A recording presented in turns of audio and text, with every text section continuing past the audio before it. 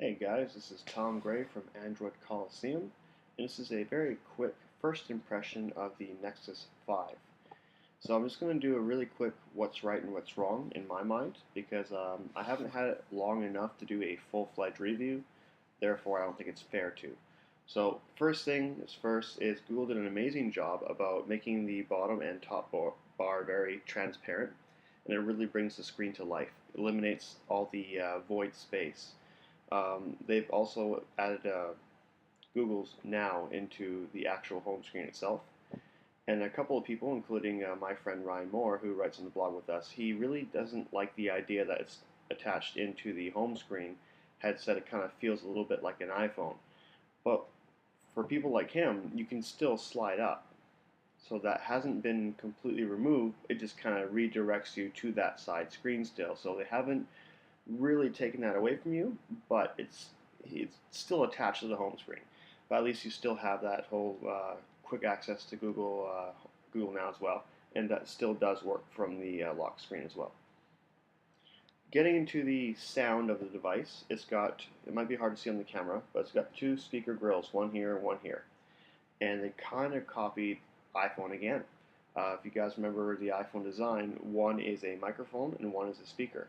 That is the exact same on this. Now the speaker placement is actually, again, good and bad. If it's laying flat, it's not going to muffle your sound like it has on previous Nexus devices. Although, because it's on the side, when you're holding like this playing a game or watching a video, your hand is actually going to be a large contributing factor of blocking that sound. And I've actually run into that problem myself playing Plants vs. Zombies 2 just a little while ago. The camera on the back, I would say, is probably equal to the Nexus 4 in quality. What that means is it gets the job done, but it's not really going to wow you. But you can see the stabilization in it, so you will take more stable features opposed to the Nexus 4. But in terms of grainy quality and stuff like that, it does fare slightly better in the nighttime, but it's not leaps and bounds, but there's a minor improvement over the Nexus 4. Nothing to write home about, though. The sound quality is lacking. The speaker is very weak.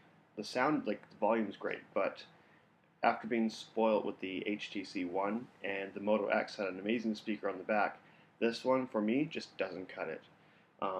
It gets the job done for sounds and notifications, but when you're going to watch a video or listen to some music on the speaker, if you've had the luxury of having HTC One or similar devices with great speakers, you're going to be disappointed. The front camera is pretty generic across all devices. It's good, not great. Again, it'll get the job done. The screen, as I mentioned already, they removed the black borders, which is great. But the screen is bright. It's very, very bright, and that's a great welcome change from previous Nexus devices, because we all remember the Galaxy Nexus and Nexus 4 had a tendency to be too dark, and then you'd have to install a program called Lux, or even like CyanogenMod's, built-in Lux basically, and you could tweak the settings, increase the brightness yourself. I've actually found that this is extremely bright, almost to the point where I want to go find a way to turn it down, which I'm not going to because it's just amazing. We have our flashing notification light at the bottom. It's very big, very bright, which is, once again, welcome. Thank you very much for that. It's amazing. Everything on this phone is great. It's fast. I noticed that on Quadrant, the benchmark, it didn't do so well, but we all know how Quadrant goes, and it's not official, so I'm not going to get too much into that.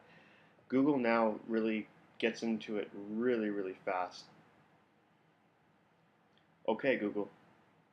It responds instantly. Like with the other ones, there's like a 1 second delay before you say, "Okay, Google," and just woke up again. And to you inputting your command. This one, because Google Now is tied into it, it just wakes up in a heartbeat. So you can just say, "Okay, Google, I want to see pictures of Batman," right? And there it goes, searching for pictures of Batman. It is that simple. Storage on the phone is 32 on this one. Of course, you're left to about 60 or 26 or 27 of space because of partition space. I don't know about the 16 gig model. Other than that, the phone's very quick, very snappy. I haven't really played games on it to really tell you how fast the game is.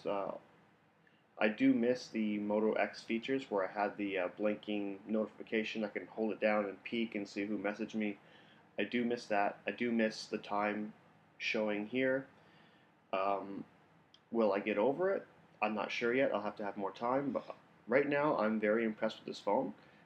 It will take my position in my pocket over my Moto X right now, but we'll see if it can stay that way for the coming weeks.